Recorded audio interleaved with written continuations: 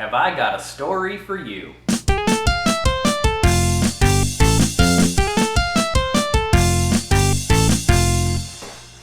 Hey everybody, so if you've paid any attention to everything that's going on in the community and watched a lot of the recent videos, and you'll see that there's quite a few modelers out there that have been posting their stories on how they got into modeling.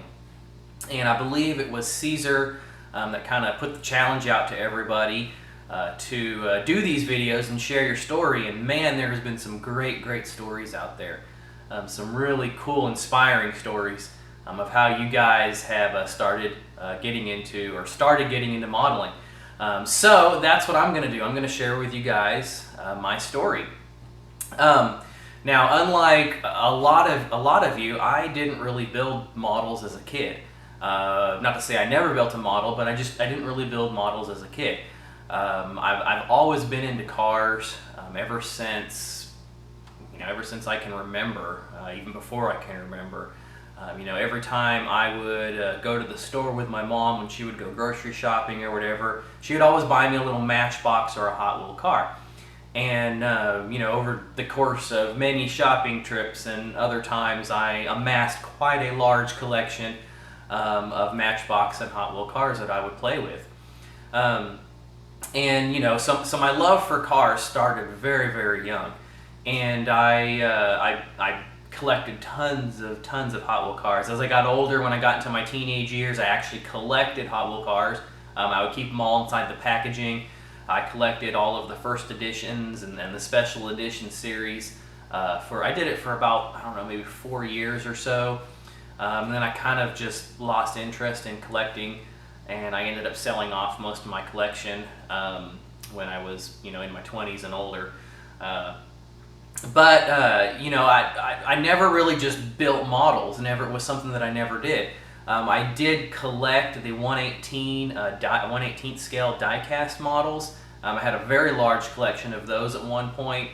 And matter of fact, my dad had built shelves in my bedroom on one whole wall that, above my dresser, pretty much from the top of my dresser all the way to the ceiling, was just shelves the length of the wall. And I had all of my different 1/18th scale die-cast models on there, and those things, they were cool because I loved cars and I could get them down. I could play with them since they were metal. They didn't really break. And put them back up there and display them again. But then, of course, as I got older and everything, I just again lost interest in collecting those. And then, of course, I ended up selling off a lot of those. I still have a couple of them around that were special ones to me, but they're packed away and stored right now. But anyway, I do remember building a couple of models when I was a kid. One of them, I know I built it, but I couldn't tell you what it was. And then another one was Revell. It was an F-150, and it was I think it was the F-150 Lightning. But it was like the early 90s version of it, the square-bodied F-150. And I specifically remember building that one because I remember I spray painted the whole thing yellow. I mean, the whole entire thing, the inside, the engine, everything. I found a can of yellow spray paint in my parents' garage. I think it was the yellow that you use to mark on the ground, like the yellow marking spray paint. Anyway, I built this thing up and I spray painted the whole thing. It was a major glue bomb. I think I played with it for like a day. I don't know, I was probably maybe 8 or 9 years old. I don't know. I played with it for like a day. I think, and then the next day I took it out in the backyard, and I had a really bad habit of shooting up my toys with my BB gun. So I set it out in the backyard, took some pot shots at it a few times. And then I think it all ended with me lighting it on fire and just watching it melt into a puddle of, plastic goo, which was probably not a good thing. And I don't think my parents knew that I did that. But, I guess I was kind of a little destructive pyromaniac at the time. But really, that was probably the last model I built. I never really built another model again. A couple of the die-cast cars that I had, those were ones where you could put them together. But those are very basic. It's just pretty much, popping the seats in, popping the bottom on, putting the wheels on, and screwing it together. Not what I would call a real model build or anything. And so I always had a love for cars. I've always been into cars. Always messed around with my 1/1 cars. I've never had anything amazingly cool, but I've always messed around with my cars. And then I've been subscribed to various car magazines. Over the years, things like that. So cars have just always been something that I've been really, really interested in and loved. And I've gone to many car shows and everything like that. So anyway, again, I grew up, went to college, went on with life, got married. And right after I got married, my wife, she's crafty. At the time, she liked to scrapbook.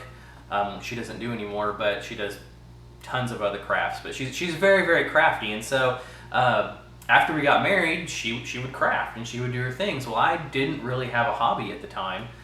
There was nothing that I really did, so I was like, well, I got to find myself something to do while you're crafting, so that I can do something.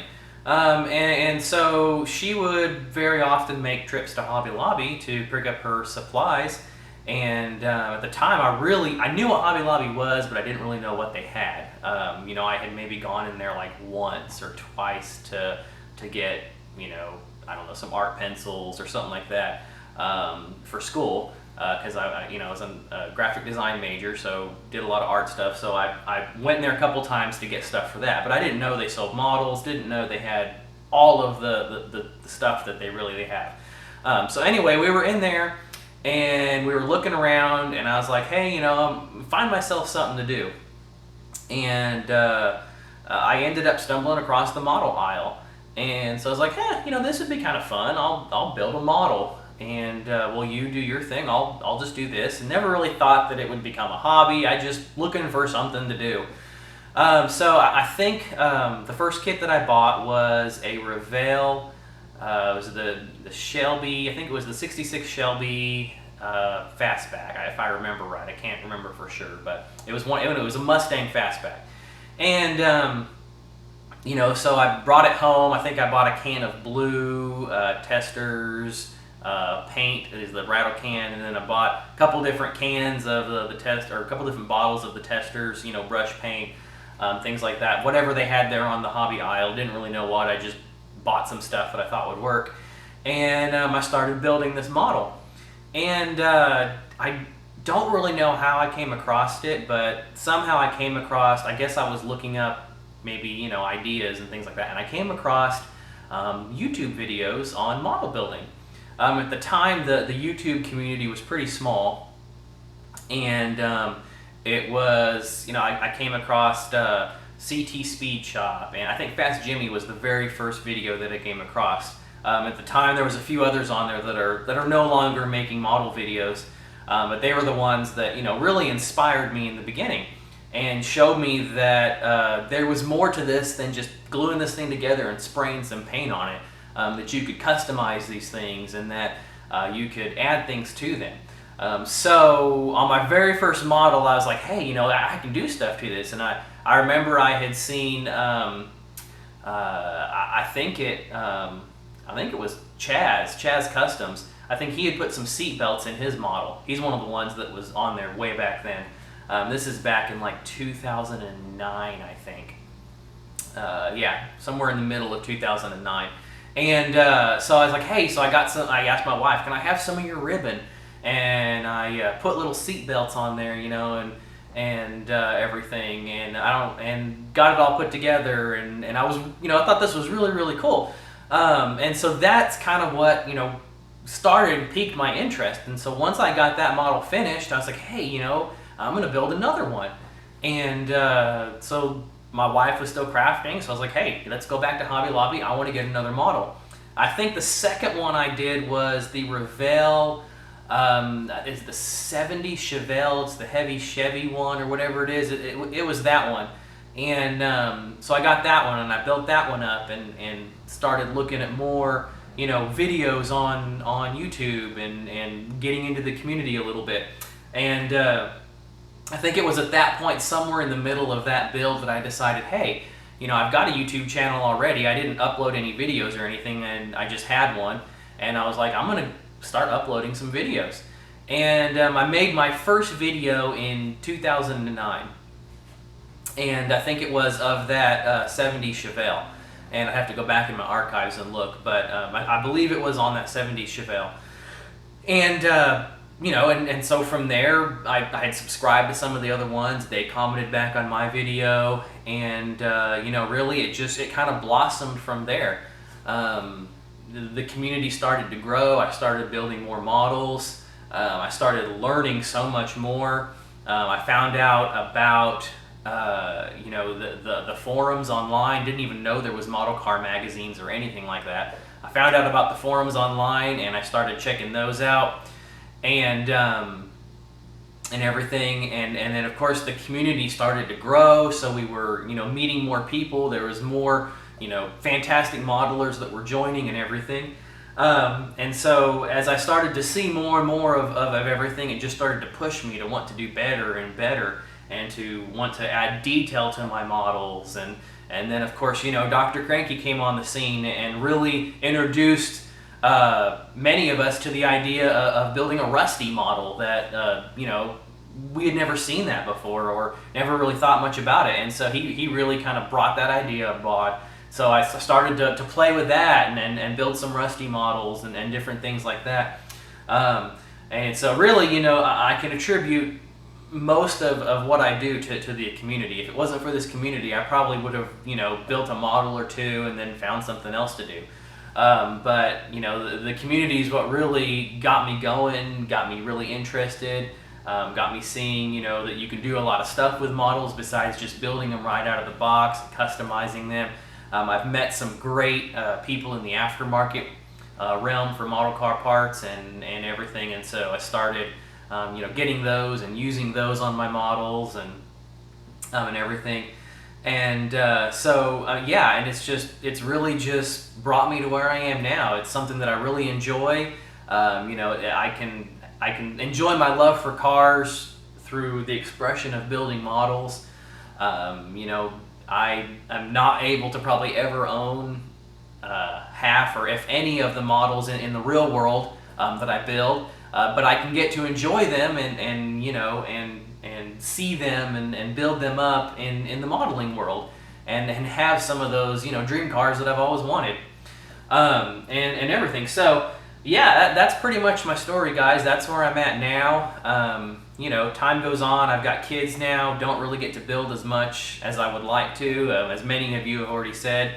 But I still try to make time to get out here.